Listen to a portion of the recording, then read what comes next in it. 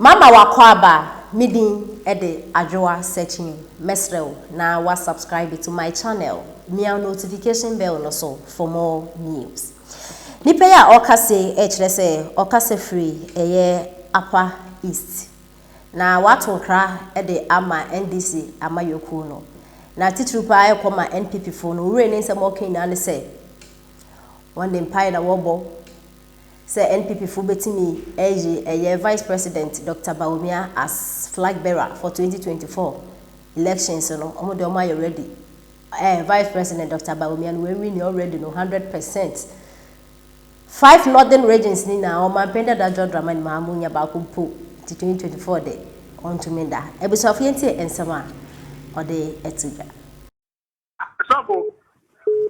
Sabo me pacho mitie pa the American fat of Bawumia ho ne say kamen kwampo anka campaign kwampo anka ya campaign ye say Bible can say the Georgia what it no yamrem so oyebi ne boa sa it ye code Joshua chapter 1 na ye ade bi e wo ho Mr. Jesus we dey meda wase yamre nkrofo bebre gina kire enti meda wase se wo ba so utie na matia me pacho tia Reverend Makafrane ne House of Peace fu nyina ama me why mbakelo nyame say hello Good evening. Good evening. Me can say free Balagawa. Me pacho mitio. Me di Masa Wood mpacho kasa mame. Me pense unchia madam mam. Yo. Me number na hili phone. So me pacho we for line man no say me number man. Mate. All say Dr. Bawumia apa is mina me say me 100% no be. Yo. So ye nyina ye gusuka kraga sa ne campaigner man. So ye say apa is ye pesi ye man 100%. All the 5 northern regions. So this year others no omo ya coalition. And yet say omo for contest because this year kurami adi what is the name? Our former director of communication. I'm so disappointed about him and the comment guy is making. I don't even know whether when Dr. Mahmoud Bawumia is leading the party, can you get a note to go to radio station and defend the party? What kind of politics are we? Are the same party. Mini I win him say. Ya boabia samwe ya akra nso wo video bi ono say. Se nana du wie ne dwumadi a ye po bi pa wo di mu a obetumi adi party na nimu a Dr. Mahmoud Bawumia. You were started on the phone so. And I went to see precope. Sisia okasa tia Dr. Mahmoud Bawumia. Sisia sa o win contest no onu na be leading. Sisia obet ma ko radio say ko defend no bi. Me da se papa mi tia ye nuanu mu a. 2008. Now Dr. Nana Bressa before no year present. Masa Wood, medawase enipa no bebre we kire nti. Why? Ye nua be ma no free enough. And on also de ne dia bedwa no. Hello. Me pa cho frost and aka se free. Me ka free. Hello. O ka se free e fa hin potin. Ne bo udin. Every Kobe. I'm the Zafra. Yo. Honorable Bawumia na me bona baso. No one echo. Yo, Kobe me da se pa His Excellency. Dombo tamuni. Dombo tamuni. Yate. Ana banchi da dam fi fen kuga. Ala nti mate ni tamu kem banchi da dam fen kuga. Yeah, Kobe ube mi ambo mi wo mi dwumadi e so. Ebe ya wa digital no wi asimi. Me da se. Hey, waka samu banchi dada yemfe nkodwa. Kobe nyame nsra pa. Hello. Me pacho wa baso no kasabo din na kire ba bia kasa free. Hello, good evening. Good evening. Bajo Frost and akasa free.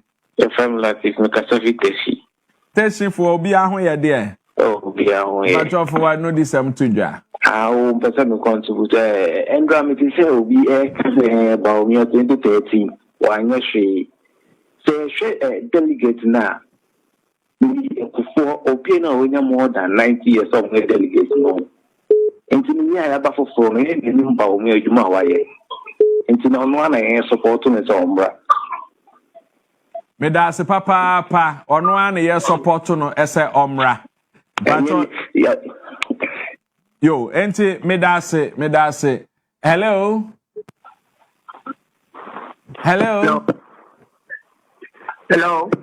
good evening but your friends and I can say friend I just got the location Sunyane for so be a hoye there.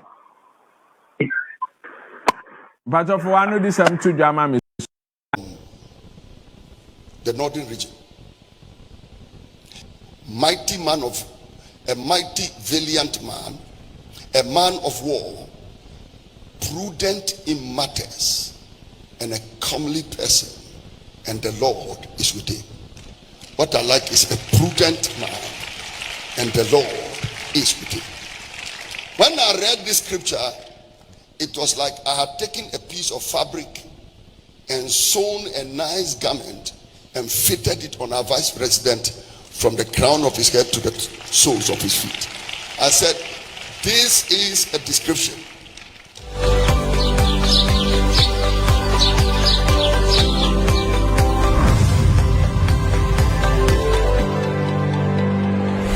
I was here for me ka say me ko twa me ho kakra ba makwa ba abribia ya na ye ka say doctor first na yenya 4 pe na NDC fo anya over 20 something say ye kan we can northern region 5 regions ni na abomu a ye what 16 seats NDC fo wa 15 me boa that's right inti say ya pa omo ene na abomu hu yo na nyame ma ye ya dom de bia me ka say nyame na mankwa November 4th yenim ne besi banyame dum ye nyina ne ye nyina ye wonkwam na NPP fo ye ne esese ye ni ye yi papa we ya ehwo na agoro ni be fi ase e na abo mu hu no agoro ne de after November 4th ye be di say agoro ne de after November 4th ye be di say ye kan say ye delegates wo hu mo bru 200,000 esi ahenefo omo aye omo adwen se omo beto ababa Dr. Bawumia nyame ma ya dom no ama ye nyina nkwa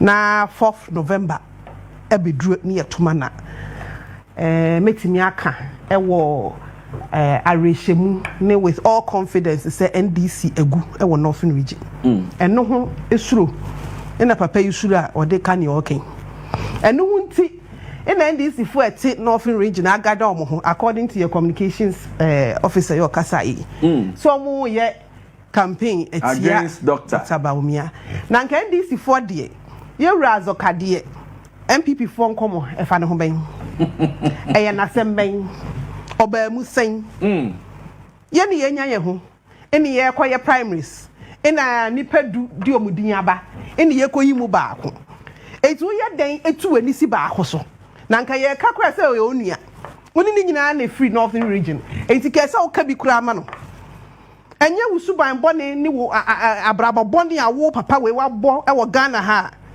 nka wutimi gina mu ka se ye wura Bawumia a dangerous man. Or a dangerous sense. Many about or a dangerous or the free education. What boy me a the free education about the Ghana phone in a and you're not in region pet and enjoy and in the danger. I'm a name somewhere work and see a come ye pa or